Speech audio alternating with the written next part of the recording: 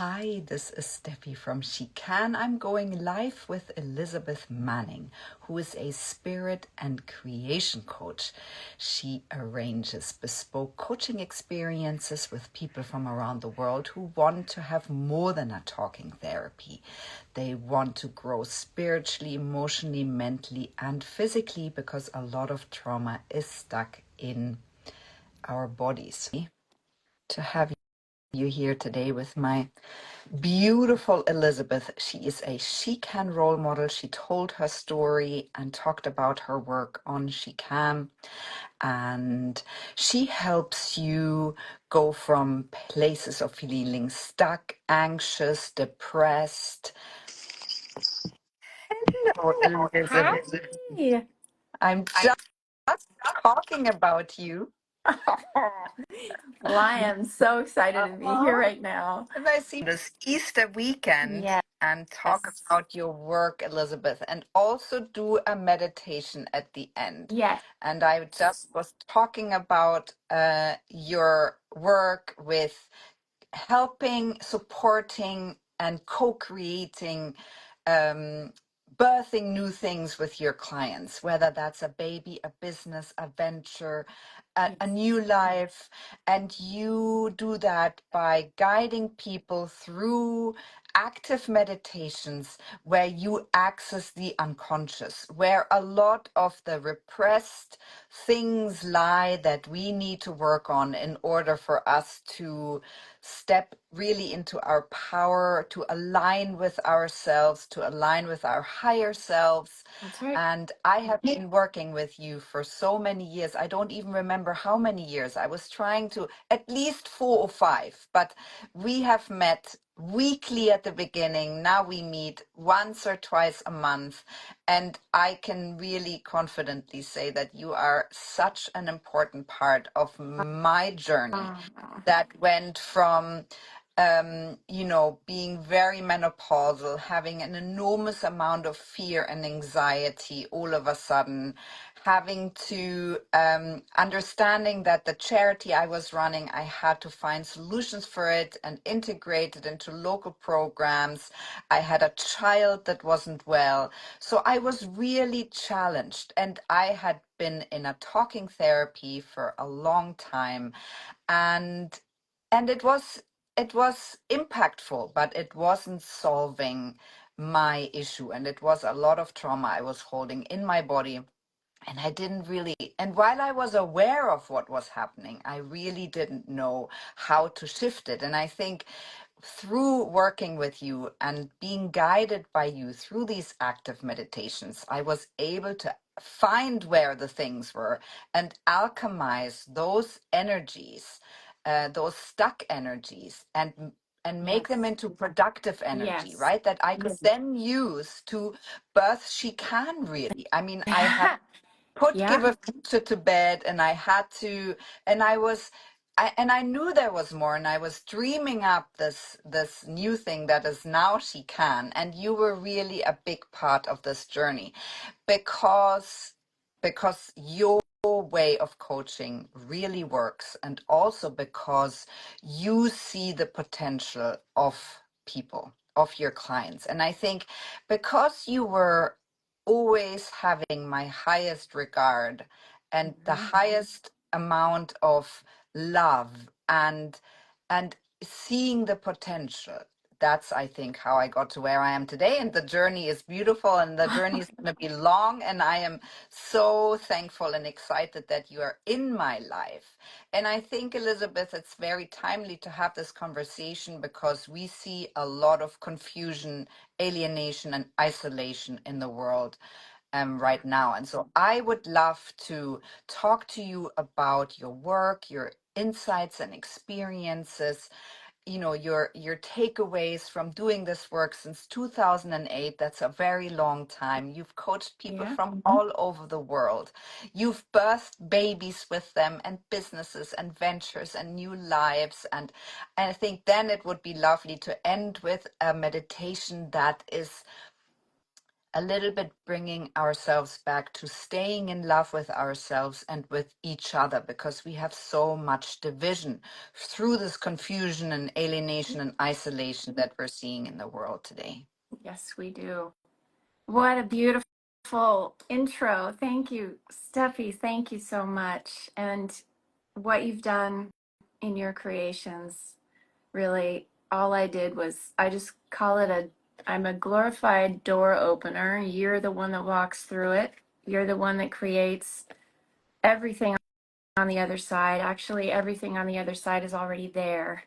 It's just about accessing it and following our impulses and our intuition and trusting. And I think the most important thing that women, especially, that we need to move forward is we need validation, which is a witness. We need someone to witness Yeah. our story, and our transformation occurs through the witnessing and being seen. We learn really that, I mean, Marianne Williamson spoke it well. She said, if you're going to create the epic movie of your life, you need to star in your own life first. Yeah. You know, if we really want to be seen in the world, we need to see ourselves. Yeah. And The the main valid character, not the we supporting character. we Yeah. are the main character, and we need to stand in that. And that's about trusting that we do have a story to tell, we do have a voice, and we are worthy to be seen. And that comes with validation, but it also comes with support and appreciation for our efforts and for who we are. Elizabeth, I think why don't we talk a little bit about your work and how you would put it into your own words, how you've supported, especially as we're from SHECAN, especially about girls and women. And you have worked with many, and I know you've worked obviously with men and women, and SHECAN is about she can so that we can, right? So Right, we love people no matter who they are, what gender they are, right, of course. how they Yeah, identify, what their background is, but we tell women's stories. So if we talk about your work with women and you help them, you started, I think, as a fertility coach, right? yeah, So you were helping people conceive and have babies. Some yeah, of those people then went on to have babies, and yeah. others birthed something else. They birthed businesses and they birthed new lives and new purposes. Yes. So tell us a little bit about how you got onto that. Okay. All right. So my background, and I have to say, it goes all the way back to being a child with a single mom, being raised without a father, and on welfare. And I had a mom who was she was an alcoholic and untreated, and so I became the parent. I became the bill payer, the phone answerer. She was full of fear, and I became her counselor. And when I got older, I too became sober.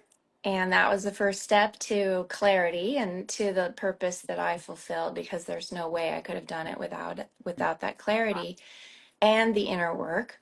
But more than that, was I was in the space of, should I or shouldn't I have children? And do I want them? Do I not? And I remember telling my mom when I was 13, I'm never going to be like you. And I also am never going to have children. And I'm not going to get married till I'm in my 40s anyway. You know, I just point blank said that to her. And that's what happened. I mean, I was pretty clear that I wasn't having children in this lifetime. It's not the lesson that I needed. And I luckily had that foresight, and I did, but the outer pressures were there. Other people, when are you going to get married and have children? I mean, that just seems like the thing people ask, and it's the expectation. And I believe that's absolutely changing. I mean, the most spiritual, powerful teachers, leaders in the world don't have children. And there's a tie into that. There's a correlation to that. And maybe it's part of the master plan. I don't know. But I think that the women who do have children and end up as powerful leaders, to me, they're really my heroes because they have a full-time job already. How do they find the energy and the time? I don't know. I don't think I could have done it. But I faced those questions and I asked those questions for myself. And I realized there was a lot to unpack between me and my mom that was unresolved. And I did the inner work at that point. It was just inner guidance and intuition to do that, to unpack it. What is it that I want to bring forward in this world? What is it that I really want to birth? Is it a child? And what do I want for that child? And the truth was, even back then, I didn't feel like birthing a child into the world that we have right now felt responsible. It didn't feel like the thing that was the answer. And I really asked the question, what is it that would serve? And so my purpose got tied into this. What my question became, what, how can I serve the highest good of humanity and the earth using all of my gifts and talents, whatever they are, because I didn't know what they were, but how can I serve the highest good using my highest potential? That became my mantra. And no one taught me that. It was just about sitting, getting still, getting quiet, and listening. What do I really want? And it wasn't material things, it wasn't love. I feel like I had the love from my mom, even though it was very dysfunctional, but I found my way and I didn't slip through the cracks after all. And so there was love there. And I got clear about all the trauma, love underneath. Something is there to shatter all the story that I could tell myself about how bad I had it. And it was really that glue was love, that love force. And I remember thinking there's something to this. And then I got a story. I'm making this story long, but it's tied into the coaching that I ended up doing because I bumped into a woman at a health food store and she was telling me she just got to talking. We bumped into each other so many times. We ended up having lunch together and she was a doula.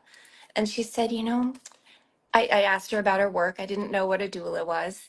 And she said, I help birth children, physically birth and support the mom in the process. And she said, but the strangest thing, IVF is getting to be big around here. And I'm just noticing that the babies are different with IVF. And I was like, really? What's IVF? And I didn't know. So she educated me. And she just said that the baby's cries are different, the moms are different, and the learning, she said, I've never seen a child be more wanted with IVF. Mm. And yet there's a disconnect between the stress levels of the moms. And I was like, I need to do more looking into this because this is the most sacred creation that women really can miraculously bring through their bodies. And now we've got medical miracles intervening. Where's the God force in this life? That where is life created? And really, what is the particle that makes something beautiful like that? And so my meditations, my sitting was just really pondering that, just being with that. And all of a sudden I got this lightning bolt. I can't explain it any different. I just got a lightning bolt feeling through my entire system, like an abacus coming in, like a big download. Now I know what they are. They're downloads, but they're also upgrades. And I believe this with the core of my being, when we reach into the ethers, to the quantum field for answers, they come. And it's the quality of our questions that need to be kind of reevaluated. The quality of our questions going to the absolute source of the outcome. And I downloaded something, and I got I just got really clear and I sought out Bruce Lipton at that point. Mm, I cornered him at a talk that he was doing because he's lives very close to me. And I cornered him and I said, conscious conception, is it a thing? Should I research it? Should I go with it? He said, absolutely. I've got research. Let's talk about it. Here's my cell phone. And we talked on the phone and he sent me research and he said, go for it. Just go for it. Keep going. And that was enough for me. That was my validation because I had an idea, I had a hunch that living a fertile life, creating a fertile environment, created the epigenetic potential for a cell to hit its mm, potential. mm, And it coupled with IVF, it really worked. It just clicked for the women who want to hear that, right? For the women who need to hear that. And that it just that's how it occurred. And then fast forward, I get clients into my door who have to reevaluate their lives, right? And some secretly find out or figure out that it's not a child that they're actually meant to birth, it's something else. And so I've seen divorces happen because they didn't have a supportive, loving relationship. They actually had an abusive one and they were trying to have a baby in that environment. And again, if the cells of the body don't deem a reality to be favorable or life affirming, it's not going to come through. mm. So it's we could force it, but if we really want to align with what's truly life-giving, then as a woman, it's our responsibility to listen to that and come from that higher, truer, more loving, life-affirming place. And so I ended up counseling all kinds of women who are ready to birth their potential, regardless of what wanted to come through, knowing and trusting that their sole purpose is a part of that journey, no matter what they're birthing. Yeah.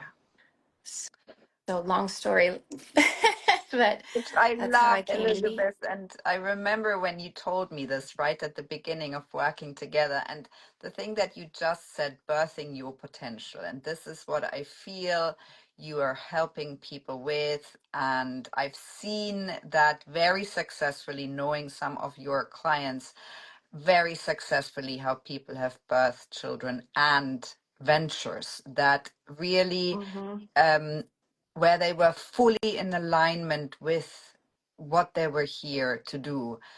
And I sometimes think we use a lot of language that is alienating for people. You know, if we talk about our higher self and our and when it gets a little bit woo woo, then Right. I always feel we lose a lot of people. That doesn't mean that Yeah. any of this isn't true. It's just that not Yeah.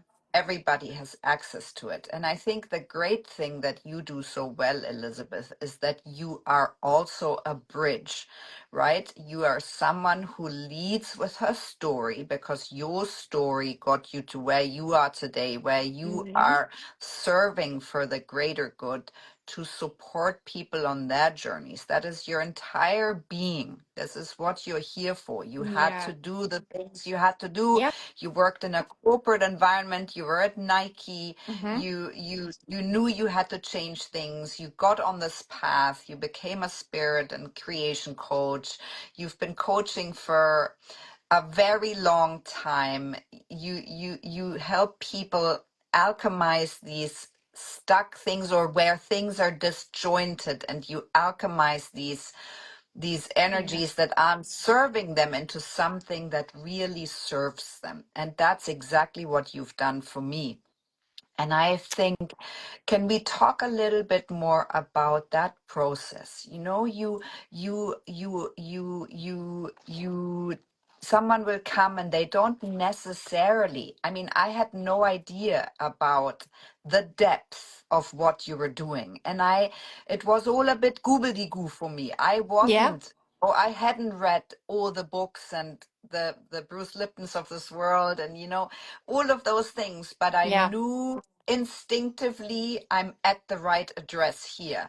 Also because I had run out of other options. And Yeah. so, this was better gonna come through and support me in one way or another, because I was overwhelmed and I Yeah. was stuck, and I really needed someone to believe in me and believe that I can transform this place of being stuck into something that was going to be really productive and aligned with me. And so I just feel that every single guided meditation that we still do to this day is is grounding my purpose more and more and more, and it's as if we are co-creating my reality by you holding the space for me and downloading these meditations, because I know that you sit with me and you will intuitively feel into what is happening in this moment. And there were so many different moments, right? Yeah. And you will Yeah. intuitively feel what this guided meditation is for this day. And so I want you to talk about that process a little bit for us, and in a way where it's really accessible for people, because I think there is an enormous amount of work to be done for the greater good, especially for girls and women, especially at this time where we are feeling a huge backlash. Many things that we had advanced are that freedom is sort of in question now. This confusion and this alienation and this isolation Yeah. is seems to be coming to the fore again. And I think that is unbelievably harmful for society at large and for humanity as a whole, because if women aren't well in themselves, the next generations won't be either. I so agree with that. I am big advocate of that, passing on the best to our generations ahead. Um, what you're saying is it's a partnership. I mean, there's no way that I could be doing the work that I do with you without you meeting the moment in a certain level of presence. You are at that point. I mean, we've taught since the beginning. You become an empty vessel, and when that happens, then you can allow for the higher. I mean, with for want of saying something woo woo, we can say our higher mind, Mm. the superconscious, subconscious, and then conscious. We're really only conscious of what 1% of something, and there's so much invisible energy, invisible unforeseens that we can't comprehend it. We just can't comprehend the reality that's really here. But what we do know is ourselves. We cannot create out there unless we are going within. You've heard the saying, the way out is in. Yeah. And I mean that. I really mean that. We set ourselves free Mm. by going within, and the universe literally is within us. We are so powerful. But as so many of your speakers have said, by design, women, consciously or unconsciously, by men and women, have suppressed the power that a woman has. And I think it's our time to come into the awareness of how much power we really have without the fear of being burned at the stake again. We Mm. carry so many lineage, ancestral fears in our DNA that we don't realize is running the show, because that's how we program our future generations on how life is going to be. And so we get to go in and reprogram ourselves, setting the shackles loose. So how this process works is we go into the eye of the storm. We see the world in chaos. We hold a high vision of what we want. That's why we're so conflicted, because we see the vision of what it could be and we see the reality at large and it doesn't line up. So we go into the eye of the storm, where things are clear, calm, centered, and we can still see the chaos, but we are holding a force of power and light. And it really becomes a spiritual battle of light and dark. And if we can see it simply like that, I know there's a lot of gray area. But when we do the soul searching for ourselves, we can hold an image of highest good for all. All shift happily now, right? So we are all shifting in our own way, with our own story and our own epic movie playing out, where we are the star of this movie. And how do we want to see it play out? How are we going to do that unless we get still and go within and play the movie that we wish to see first in our minds, so that we get to experience it on some energetic level first? Yeah. This is the science of creation, really. But we have to feel it. It's not enough to read it in books or hear it in talks. We have to feel it, right? Yeah. And that's where the magic happens. That's why women are so powerful, because we are in touch. And there's no accident that our voice falls right in between the heart and the head. There's no accident. And we've talked about this before. The heart is magnetic. That's why we have to feel what we wish to see, because it becomes the magnetic force. The mind is electric. It's got ideas. It's the power center, the electricity. Combine them, speak them into being first by visioning it. This is not necessarily woo-woo in terms of meditation. We can do mental exercises where we call in the vision and we feel it with the heart, and then we can speak it. Look at you. You're moving energy right now. Yeah, But I have a real tickle in my throat. Well, see, you're holding it for all, yes. And see, that's the other thing. As leaders, as teachers, as speakers in the collective, there's also a strange agreement with that.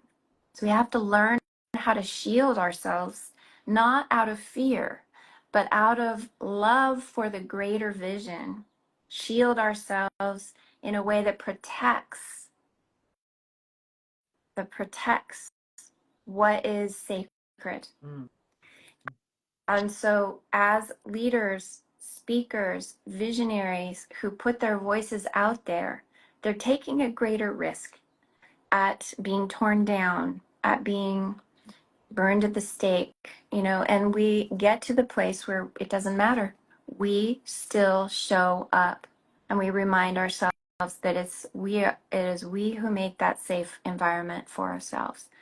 And so it becomes a battle between love and fear. And if you listen to Marianne Williamson and Course in Miracles, there's no such thing as fear. Fear is just the absence of love, and we're here to cultivate love. So a vision that I want to offer, because it's a vision that I believe is growing as a collective for the women, especially. And this doesn't exclude men. It's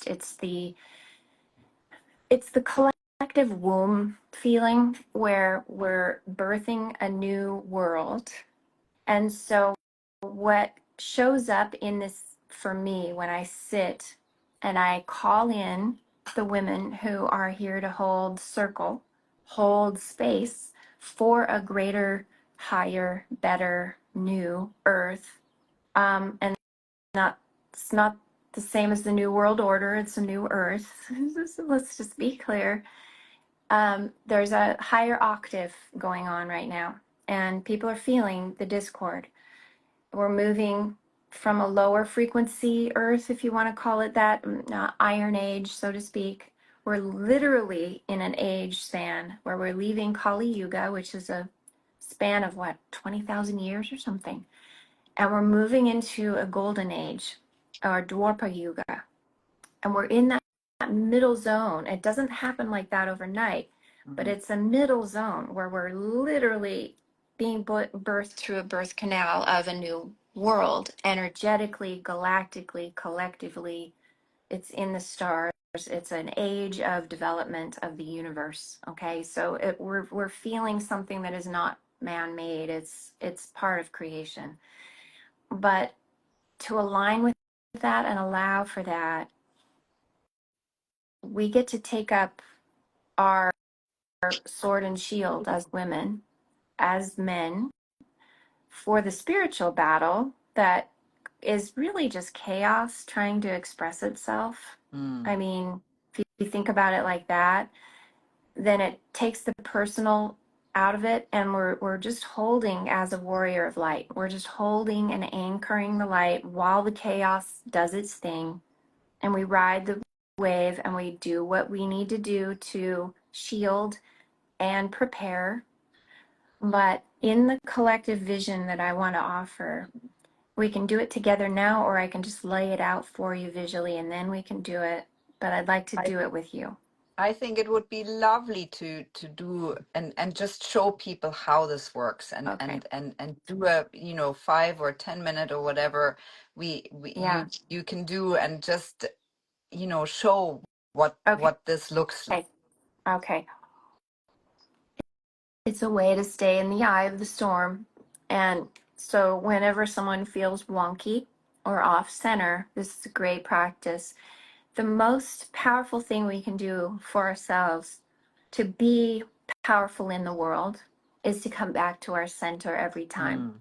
To notice what throws us off is a clue probably into the light that we're holding for that thing to rebalance or recorrect itself. Just so you know, that's kind of a clue into our service.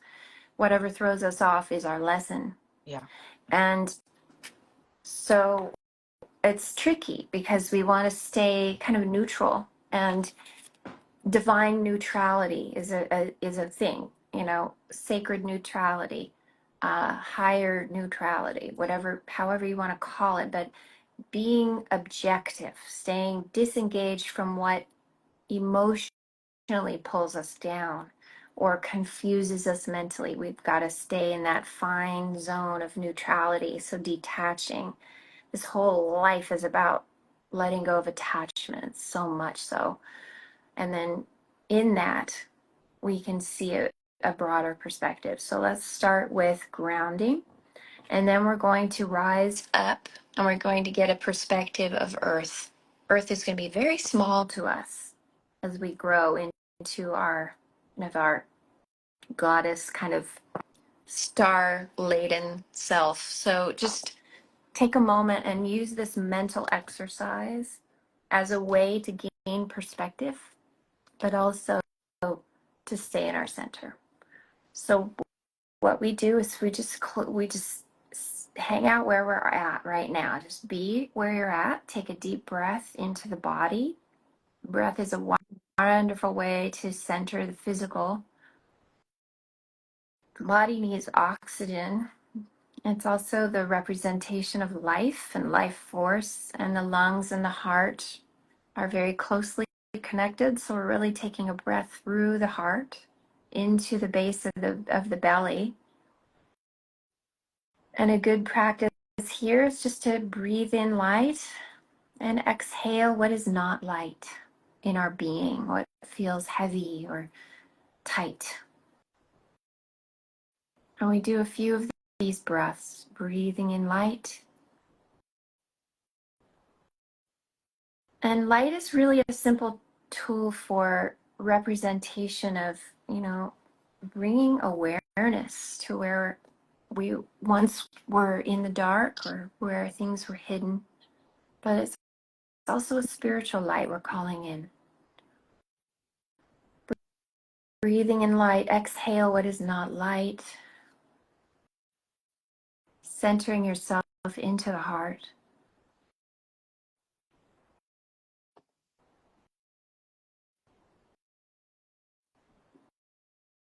And let's imagine a ball of light growing with every breath through the heart and now down into the pelvic area, growing that light with every breath.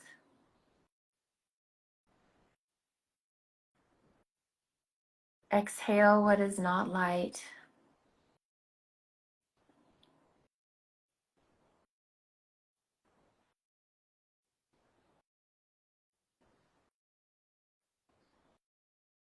Focusing your energy, and this is what using the mind helps with. Mind is focus. Focus is like pointing an arrow to a bullseye. We need that focus. Focus on the light building in your pelvic area. And while you're doing this, you can ponder the center of the earth, what that might look like to your spirit if you could see in the center of the earth with X-ray vision, going beyond the literal of lava or rock or magma, and go into the earth's core of a conscious mother, a planet that is alive, a planet that nurtures all life in spite of how we treat her. And just ask yourself to ground into this center. And actually, you can command it. Command yourself. I ground into the nurturing center of Mother Earth. I ground myself into the nurturing center of Mother Earth. And pretty soon, a cord of light will come, or you can feel yourself dropping an anchor like a ship, or at roots of a tree even. Just imagining a root of a tree growing downward, rooting itself into this beautiful, crystalline, light-filled, perhaps there are magic caves down there with glowing blue-green water, waterfalls, rainbow mist.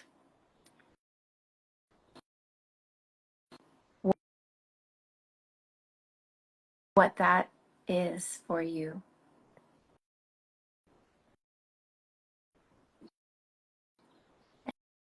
And then I'd like you to see that rainbow mist traveling up your grounding cord.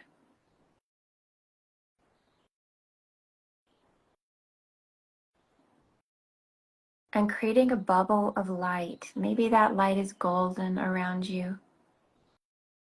Maybe that light is rainbow or silver or green. Whatever feels true for you, that you're pulling in the protective shield of Mother Earth, protecting your physical body. Some people like to see a purple light because it represents an ultraviolet energetic protection. And the key here is to practice. Now, for beginners, might be tough, but what you're going for here is a feeling connection. So you stay with the light until you can actually feel it. And what I like to do is say, just imagine the sunlight shining on your face and how good that feels when you feel the warmth of light coming onto your face and warming your body. It's a very real tactile experience, yeah? Can we all imagine that? Imagining that sunlight on your space around you, creating a force field of golden sunlight, letting yourself have that sunlight. And in this spotlight, sunlight connection grounded into the earth. Follow that sunlight all the way up as if you're popping yourself out of your body and you're just sort of traveling up that beam of light. Raising yourself above your house and just practicing this mental exercise. Seeing your body below, just surrounded in this warm golden sunlight, protected and shielded. And it might just be an instant imagery, but I just want you to see and feel yourself. Suddenly, you're just floating in a sea of starlight, and the earth is right in front of you. And it's again a mental exercise where you see a collective of women also surrounded in this beautiful sunlight, perhaps a little cloak of ultraviolet purple, connecting all of us in a circle of light around the earth. And we're sitting together in circle, holding a collective intention for Earth. And we tap into a love that we have, a vision that we have, a hope. We take all the pain points that we see on the planet Earth and we hold them all in the light.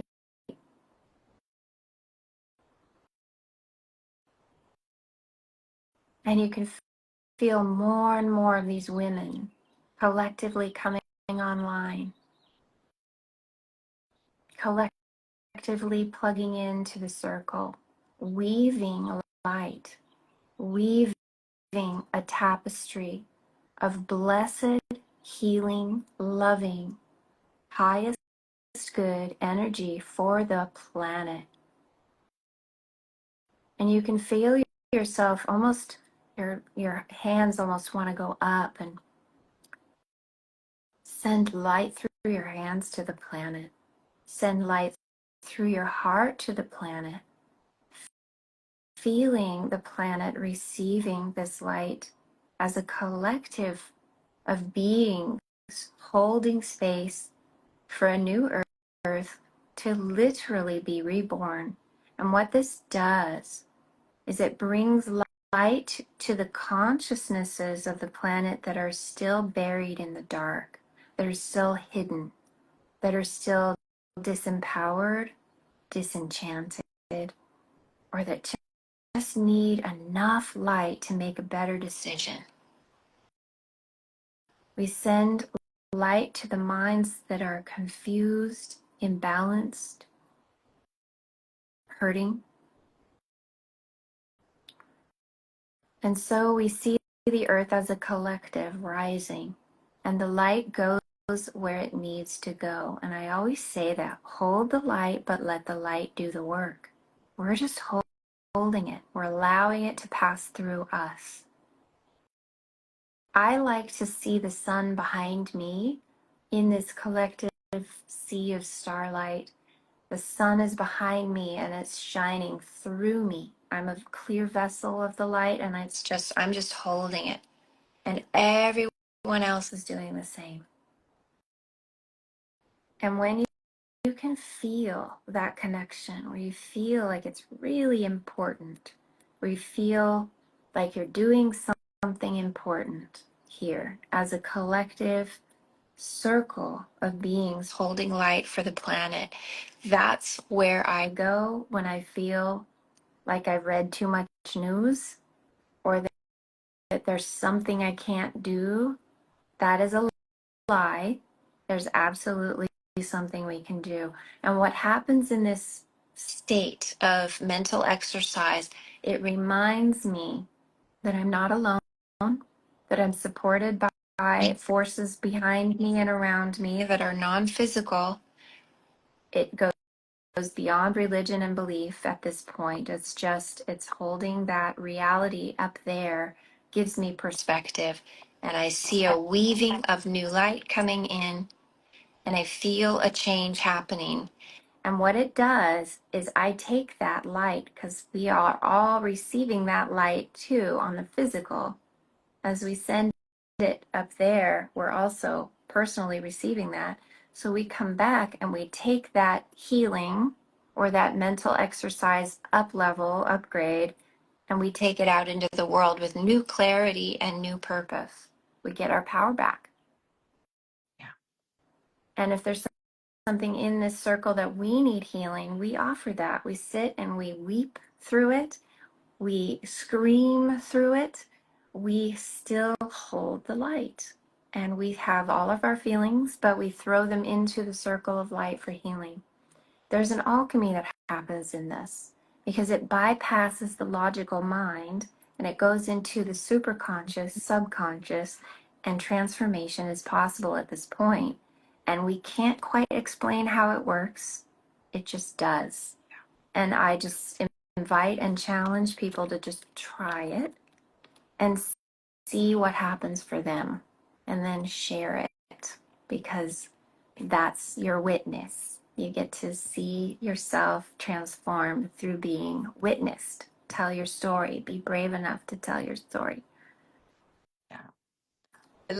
Elizabeth, and that I feel, thank you, first of all, for this beautiful grounding and plugging ourselves in guided Thank you. journey that you offered today, which I love. And I remember that's exactly how we started. I learned how to ground myself, which helped me with these feelings of anxiety and loss of control Overwhelm.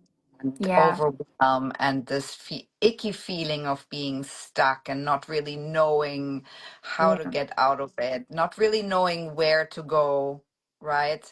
Not really right. knowing how can I transform these things into something that is aligned with me, and then alchemizing those feelings and Yeah, these stuck energies to something that I could then use to birth SHECAN and to be a better me, right? Because I think yes, it I'm in alignment with myself. I now know where my boundaries are. What do I stand for? What do I not stand for?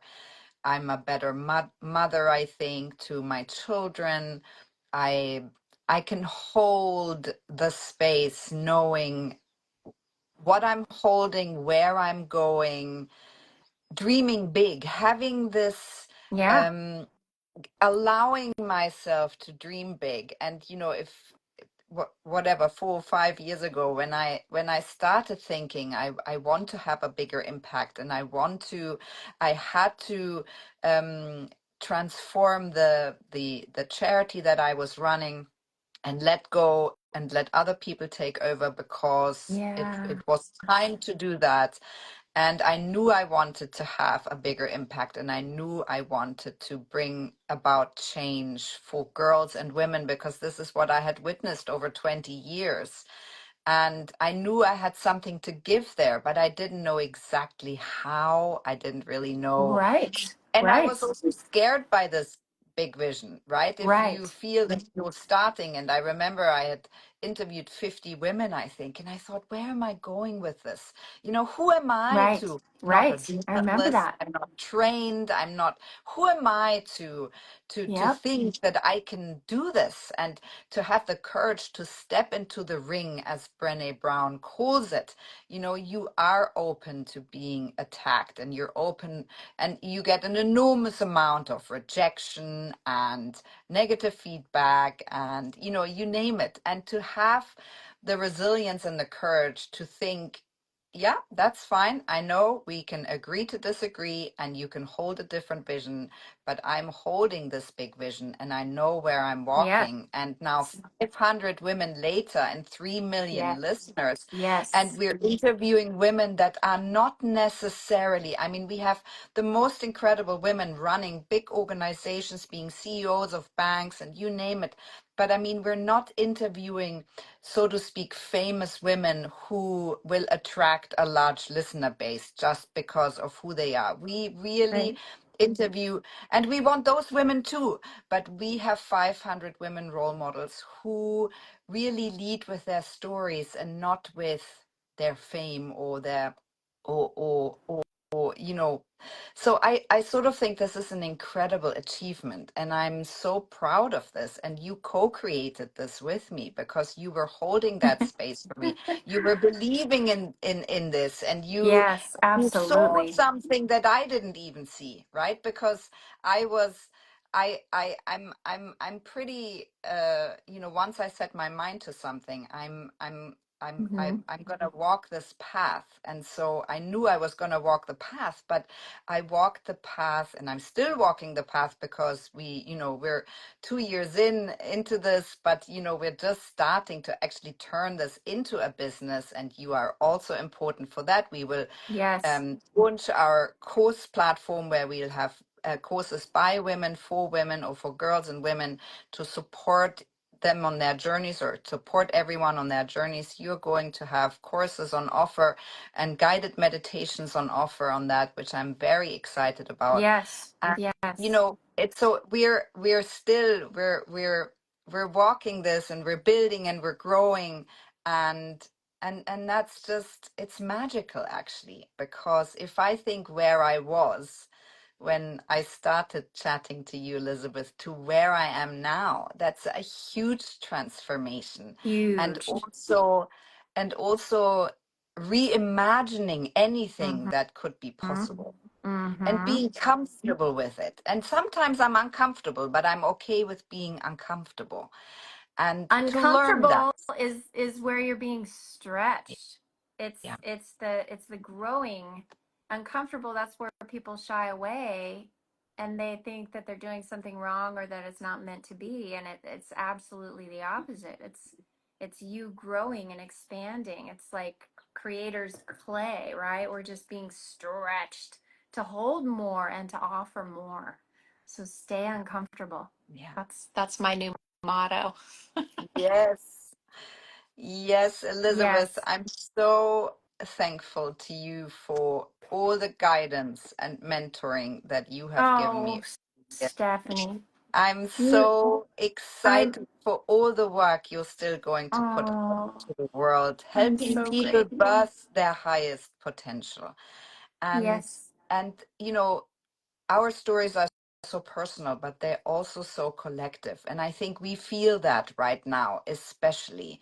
And so we are all in need of some guidance, some insights, experiences, stories, voices that feel like they're aligned with us, and to help us ground the things that we feel we need to create in this world.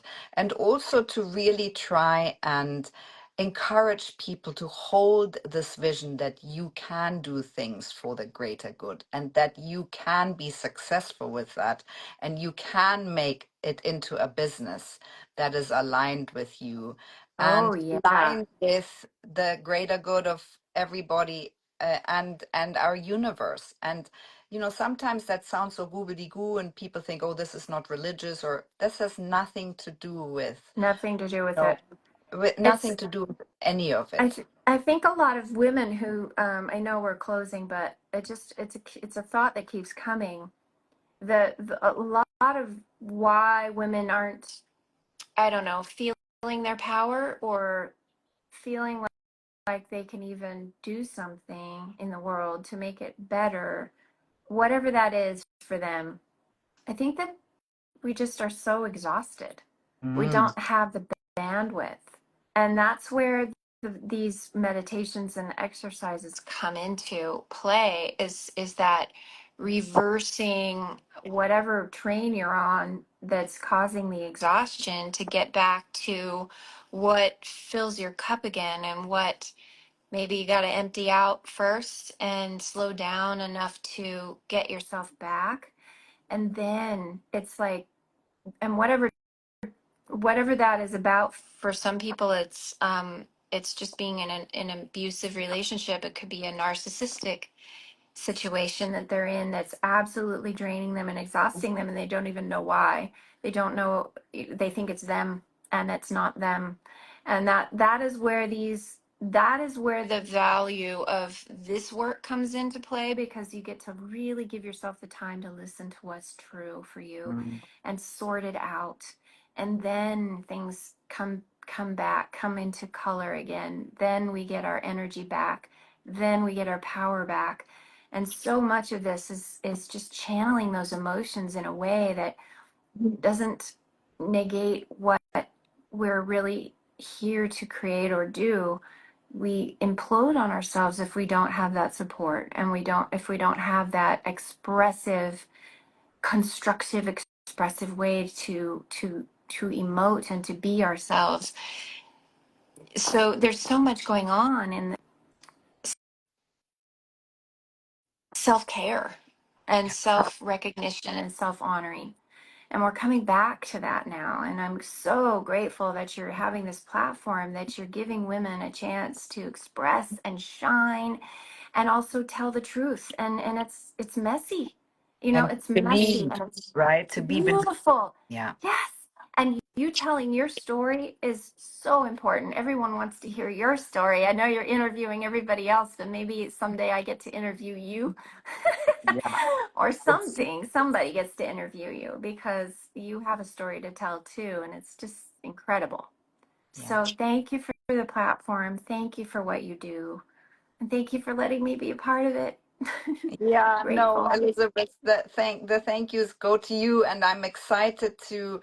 I would love to encourage everyone to check back on SHECAN after the summer, where we will have things available for people who feel they need a little bit of support, either because you're stuck, or because you're anxious, or because you feel out of control, or you feel out of alignment and need a little bit of support. And we will be able to offer that with Elizabeth's courses on SHECAN. Yay. Happy to help. And actually what would help is to find out, what are you struggling with? Like, what, not you, Stephanie, but you as an audience. Yeah. Because the classes can be tailored to that. So it would be good to know and hear and just see if, see what we can do as a collective to help each other too. Have a Okay. beautiful I Easter will. weekend, Elizabeth Happy and Easter. everybody, and we will check in with you soon. Mwah. Yes. Thank you. Mwah. Lots of love. Bye bye.